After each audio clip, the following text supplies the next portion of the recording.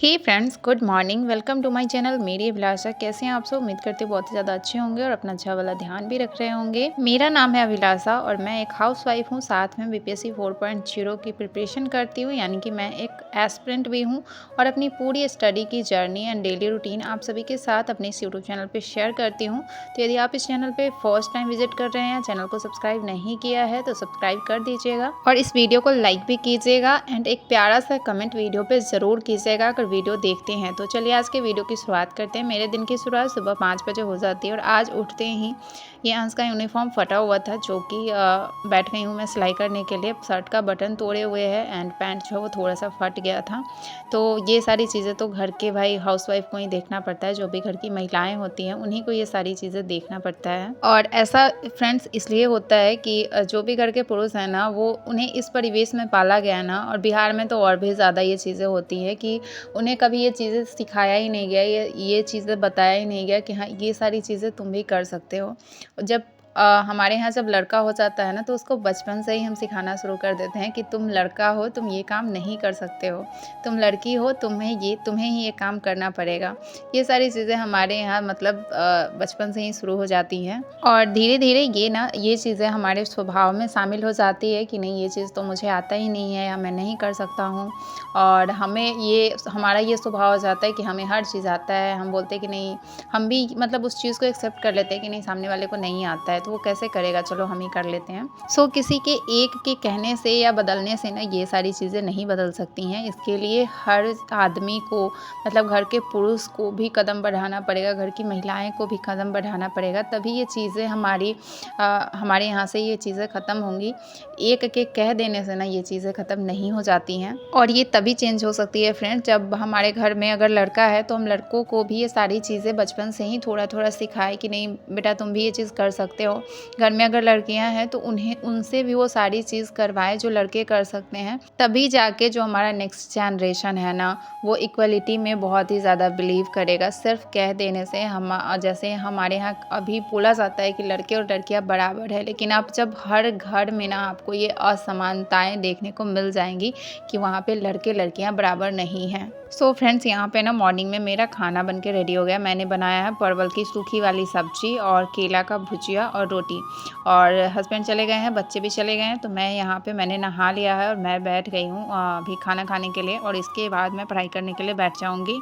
मैं आप लोगों के ना 1-2 कमेंट का आंसर कर देती हूँ। आप में से मतलब बहुत टाइम मेरे से ये पूछा गया है कि ये दी आप जिस घर में रहती हैं वो घर मतलब आपका अपना है या किराए का है या क्या है? तो ना ये किराए का घर है फ्रेंड्स, ना ये मेरा अपना घर है, ये मेरे हस्बैंड का घर है जिसे हस्बैंड ने खुद भी नहीं बनाया है, उनके पिताजी ने उनको बना के दिया है। मतलब मेरे ससुर जी ने ये घर बनाया हुआ है और अपने बच्चों के लिए। लेकिन जैसा कि हमारे यहाँ यही प्रचलन है कि जहाँ पे पति रहेंगे वहीं पे रहेंगी उनकी पत्नियाँ, तो बस यहाँ पे मेरे हस्बैंड रहते हैं तो मैं यहाँ पे रहती हूँ। और एक चीज़ बड़े ही शॉर्ट वे में कहना चाहूँगी कि जब मेरी शादी हुई थी तो मैं इस घर को बहुत ही अपना मानती थी। मुझे लगता था कि ये मेरा अपना घर है लेकिन ऐसा नहीं होता है। जिस दिन मुझे मेरे कानों में ये चीज़ पड़ गया कि ये घर मेरा है और इस घर में अगर रहना है तो मेरे तरीके से रहना पड़ेगा, तो उस दिन से ना मतलब मुझे ये घर अपना सा लगता ही नहीं है। मैं यहाँ रहती हूँ क्योंकि कभी कभी बहुत मजबूरियाँ होती हैं, लेकिन कुछ दिन से मुझे ये घर कभी अपना नहीं लगा। क्योंकि फ्रेंड्स जिस घर में ना आपके बोलने की, आपके हंसने की आज़ादी आपसे छिन जाए, आपके विचारों की कोई अहमियत ना हो, वो घर कभी भी आपका अपना नहीं हो सकता है। ये ससुर जी का घर है और बहुत ही बड़ा घर है। और कुछ लोग ये पूछते हैं दी आपके घर में ना कोई नहीं दिखता है, आप जॉइंट फैमिली में नहीं रहती हो क्या? तो हम लोग जॉइंट फैमिली में नहीं रहते हैं। यहाँ पे सिर्फ मैं, मेरे हस्बैंड और 2 बच्चे रहते हैं, बस हम 4 जने ही रहते हैं। और मेरे सास ससुर जो है वो गाँव रहते हैं, तो कभी कभी वो हमसे मिलने के लिए आया करते हैं। मेरी तरफ बहुत सारी लड़कियां होंगी जिनसे बचपन में अगर कभी किसी ने पूछा होगा कि तुम्हें बड़े होकर क्या बनना है, तो शायद ही किसी ने कहा हो कि मुझे हाउसवाइफ बनना है, मुझे घर संभालना है। आप कमेंट करके ना मुझे ज़रूर बताइएगा कि क्या आपने कभी सोचा था कि जब बड़े होके ना मुझे घर संभालना है, घर को अच्छे से जिम्मेदारी ले लेनी है? ऐसा नहीं, सभी में एवरीवन, हर लड़की ने यही जवाब दिया होगा कि नहीं मुझे भी डॉक्टर बनना है, मुझे भी इंजीनियर बनना है।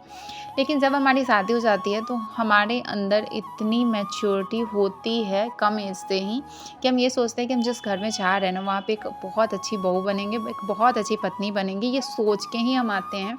और ये सोचना ही ना हमारी बहुत बड़ी भूल और हमारी बहुत बड़ी गलती हो जाती है कि हमें बहुत अच्छा बनना है।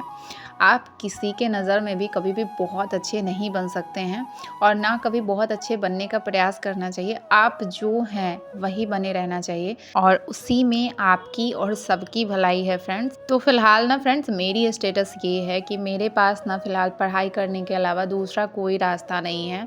अगर मैं पढ़ाई नहीं करती हूँ तो जो लाइफ मैं अभी जी रही हूँ ना, इससे कभी मैं बाहर नहीं निकल सकती और मुझे ये लाइफ नहीं जीना है।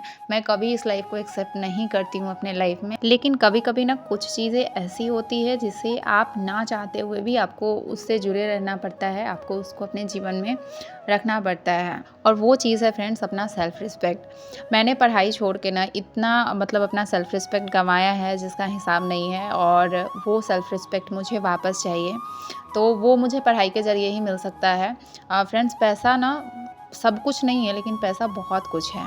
जब आप जॉब करते हैं, आपके पास पैसा आएगा, आपकी सैलरी आएगी, तो वो सब कुछ नहीं है, लेकिन वो बहुत कुछ है। वो आपकी वैल्यू बहुत बढ़ा देती है घर में, आपकी रिस्पेक्ट बहुत बढ़ा देती है घर में। सो मेरे लिए ना फ्रेंड्स पढ़ाई करना बहुत मतलब मेरे लिए ज़रूरी है। मुझे आता सब कुछ है, मुझे बहुत कुछ आता है और भी पढ़ाई करने के अलावा भी मुझे बहुत कुछ आता है। मैं सारा काम जानती हूँ और जो नहीं जानती हूँ मुझे इतना पता है कि अगर मैं सीखना चाहूँ तो कोई चीज़ मैं बहुत जल्दी सीख सकती हूँ। लेकिन वो सारी चीज़ें ना तो मेरे घर में मेरी वैल्यू बढ़ाएंगी और ना ही मेरा सेल्फ़ रिस्पेक्ट मुझे वापस करेंगी जो कि मुझे चाहिए। मैं लगी हुई हूँ अपने मतलब मुझे लगता है कि मैं सही रास्ते पे जा रही हूँ और एक दिन ये मंजिल मुझे मिल जाएगी। ऐसा मेरा मतलब बहुत ही पॉजिटिव फीलिंग है मेरे लिए कि एक दिन मुझे ये मंजिल मिल जाएगी। फ्रेंड्स आज का ना पूरा ब्लॉग इन बातों में निकल गया, लेकिन आज मैंने अभी तक ना 4 घंटे की स्टडी की है और जैसा कि मैंने ना घर का पर्दा धोना स्टार्ट किया हुआ है तो वो डेली ही 4-5 पर्दे मैं धोती हूँ, इसलिए आपको डेली फोल्ड करती हुई मैं दिखती होंगी। आज का पर्दा मैंने फूलने के लिए रख दिया है और जो कपड़े बाहर सूख रहे थे उसको ला के यहाँ पर फोल्ड कर रही हूँ। आज मैंने सुबह से पढ़ाई किया, मैंने विज्ञान गाइड को रीड किया है, मैंने मैथ सॉल्व किया है आज रुक्मिणी पब्लिकेशन के सेट से, साथ में मैंने बायोलॉजी के रिविज़न किया है। और आज ज्योग्राफी का रिवीजन इसलिए क्लास में नहीं कर पाई क्योंकि नेट बिल्कुल काम नहीं कर रहा था, नहीं चल रहा था वीडियोस, तो इसके लिए मैं ज्योग्राफी का क्लास नहीं कर पाई हूँ।